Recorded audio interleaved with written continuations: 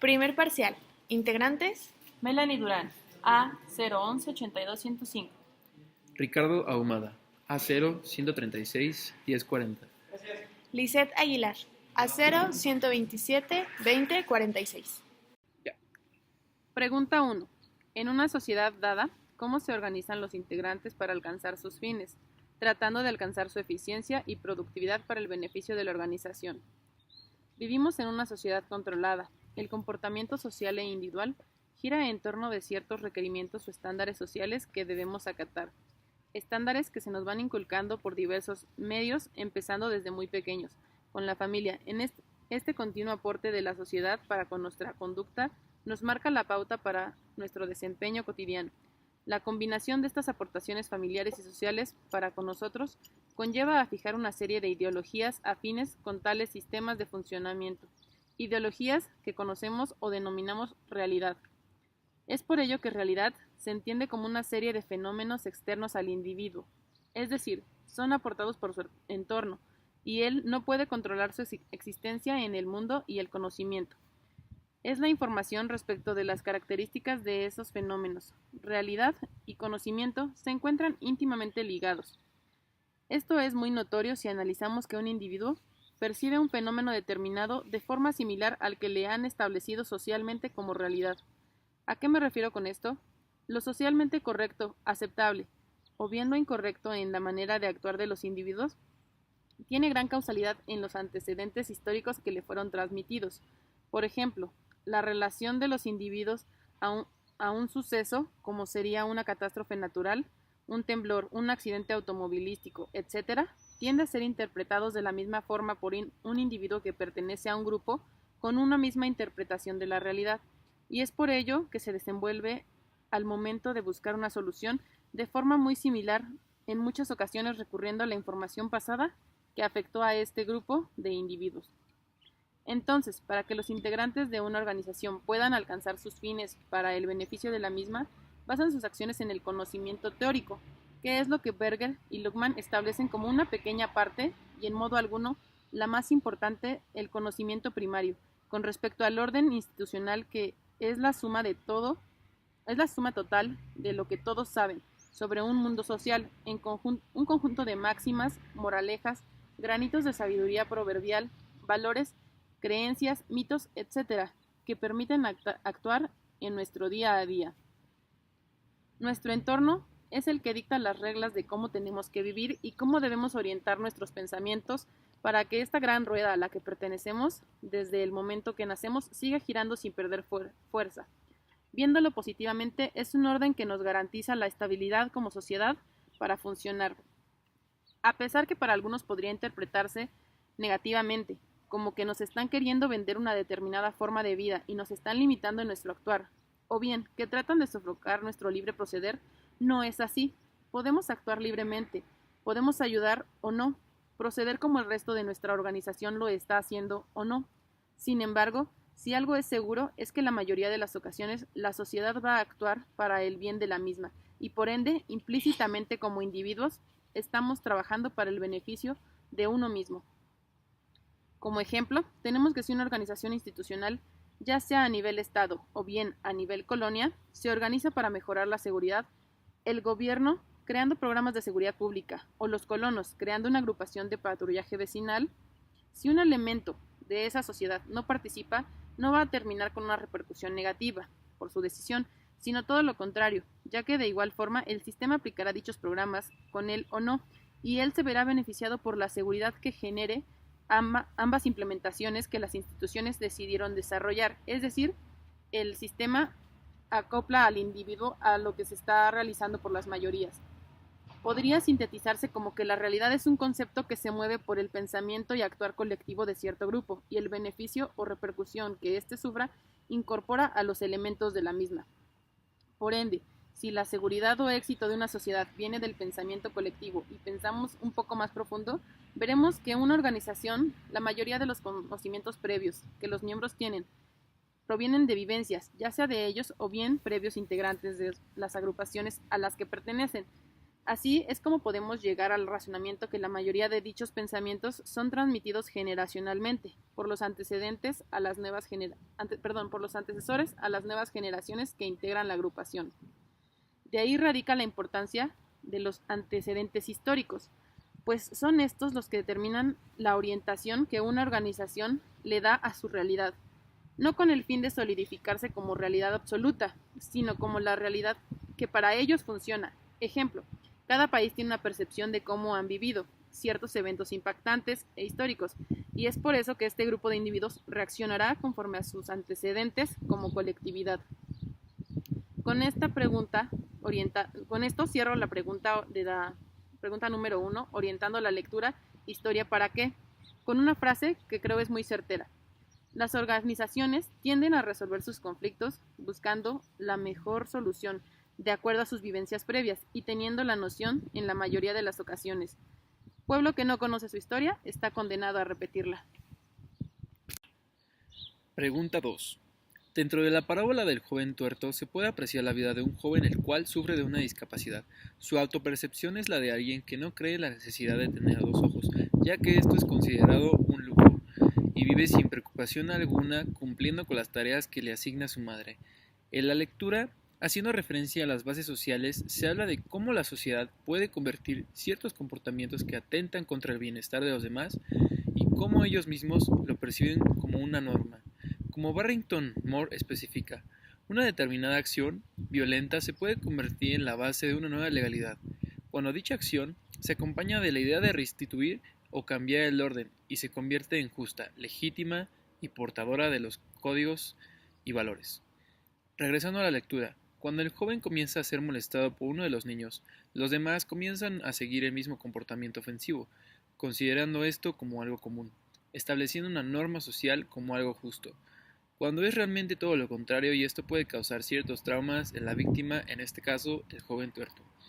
Muchas veces las personas que cuentan con los requisitos del estereotipo de una persona normal, según lo que demanda la sociedad, ellos mismos cuentan con un sentimiento de superioridad sobre las personas que carecen de alguna cualidad o facultad, viendo a estas personas como individuos que amenazan el orden de la comunidad y que deben de ser oprimidos, aislados por el bien de la sociedad.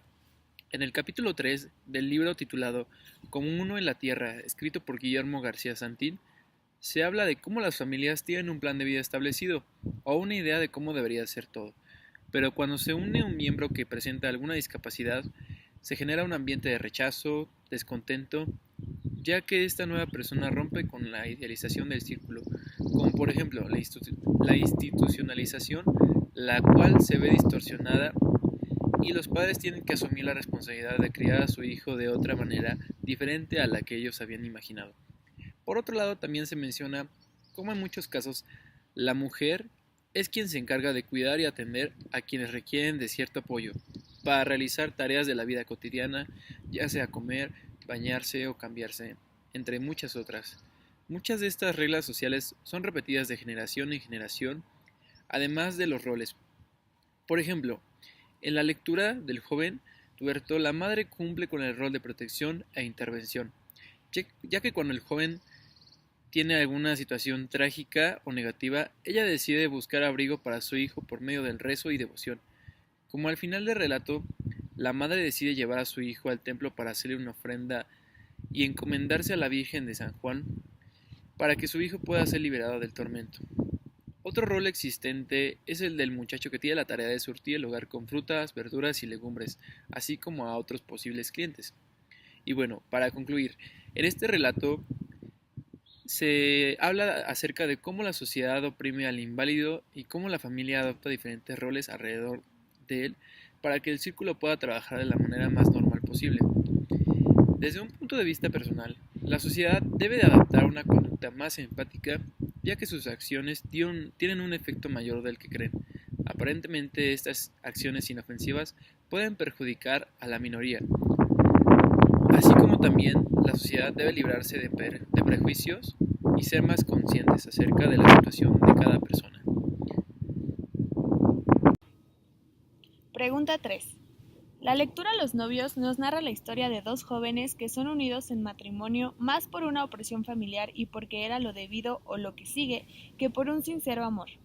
En la narración podemos ver cómo son los padres de los jóvenes en cuestión, junto con el líder o el mandatario de la región llamado principal, los que organizan el matrimonio de los involucrados, cumpliendo antes con las debidas normatividades.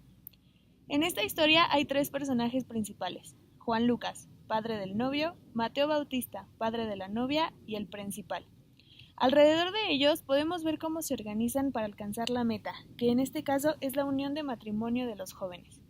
Es importante recalcar la importancia que tiene para ellos respetar el protocolo para estos casos. Lo primero, hablar con el líder para encontrar su aprobación y apoyo, hablándonos de la institucionalización que existe en la comunidad, porque lo reconocen a él como un ser humano y lo reconocen en medida de las acciones que lleva a cabo, ejemplificando en el momento en el que Juan Lucas recurre a él para pedir la mano de la novia, a lo que éste contesta: «Es mi deber». Entre las costumbres también está llevar regalos a casa de la novia como muestra de la solvencia económica, haciendo saber a la familia que se contarán con los elementos necesarios para satisfacer las necesidades de la novia, que, como lo dice Guillermo Alfonso en su libro Como uno en la tierra, es preocupación fundamental de una familia. A su vez, el padre de la novia no debe aceptarlos por primera vez, para así poder seguir con la negociación, poder conseguir algo más y también para dar cuenta de que no es tan fácil arrebatar a la hija del seno familiar. Seguido de eso viene una segunda entrevista, donde es deber de los hombres beber guaro, y es hasta la tercera visita que se pacta el matrimonio, y así se comienzan los preparativos. Esto nos habla de la organización que tiene esta comunidad para alcanzar sus fines, porque este protocolo no fue idea de Juan Lucas o del principal, es un protocolo que deben seguir todos los que buscan casarse.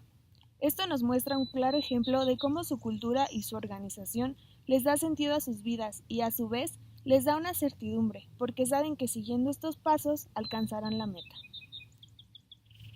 Analizando solo al principal, podemos decir que él es la cabeza de la cúpula humanizada. No se sabe si por recursos económicos, pero al menos sí por el poder. Es el que tiene la última palabra, y el que funge como mediador y como soporte para su comunidad. Así que, por su correcto actuar, se vuelve más predecible, ya que es bien sabido por todos que será el que cumpla y haga cumplir las normas. Hay otro personaje, Viviana Petra, madre de la novia, quien no aparece mucho en la historia pero tiene un papel primordial. Primero, por el hecho de ser madre ya se sabe que es su deber cuidar de los hijos, de las obligaciones de la casa y sobre todo de las necesidades de su marido. Entre otras cosas, se puede decir también que lleva el rol de socialización de la familia, como se explica en el libro Como uno en la tierra. Si hablamos de dar las herramientas y costumbres para que los hijos se puedan comportar como la sociedad demanda, entonces Viviana está haciendo un gran trabajo, ya que su hija cumplía con las normatividades necesarias, como cumplir en la cocina martajando el maíz o preparando la masa para las tortillas. Además, hay un ejemplo claro. Primero, de transmisión de costumbres, que nos habla de la domesticación y la institucionalización, y también un ejemplo de socialización, para lo cual citaré la lectura. A la molienda de boda han concurrido las vecinas, que rodean a la prometida, obligada por su condición, a moler y tortear la media de arroba de maíz y los cientos de tortillas que se consumirán en el comelitón nupcial. Entonces, costumbre transmitida, moler y tortear el maíz, y como socialización se puede poner a las vecinas, tomándolas como la sociedad que acude a evaluar si las obligaciones están siendo cumplidas como las normativas lo demandan. Y por último, en el rol de Viviana se encuentra dar fe y permiso para que su hija cumpla sus funciones de esposa. Cuando quieras, puedes llevarla a tu casa para que te caliente el tepesco, afirmando con esto la transición y sucesión de las costumbres a las nuevas generaciones. Y por último, tenemos a los novios, quienes debieran ser los personajes principales, quedan prácticamente relegados, cumpliendo con una obligación involuntaria. Podemos inferir que no había amor entre ellos, apenas si se habían visto, pero su obligación dentro del estatuto social era el matrimonio. No podían hacer quedar mal a sus padres, diciendo que no querían casarse cuando ya se había cumplido con todo el protocolo. Se puede decir que el matrimonio de ellos dos fue el ritual que vino a culminar la internalización secundaria de estos jóvenes, y ahora serán ellos dos uniéndose a la sociedad mediante el respeto de las normas y costumbres, y será su responsabilidad, en un futuro, comenzar con la internalización primaria de la siguiente generación. Analizándolo como un todo, encontramos una familia que entra muy bien en los cánones requeridos por su sociedad cercana, en donde los roles de cada uno están muy bien definidos. Es una familia humilde, dentro de una comunidad humilde que busca preservar sus rituales y tradiciones para un buen convivir en sociedad. Y todos estos factores tienen que ver con su historicidad, con su pasado que se ha forjado de vivencias y experiencias que los han marcado.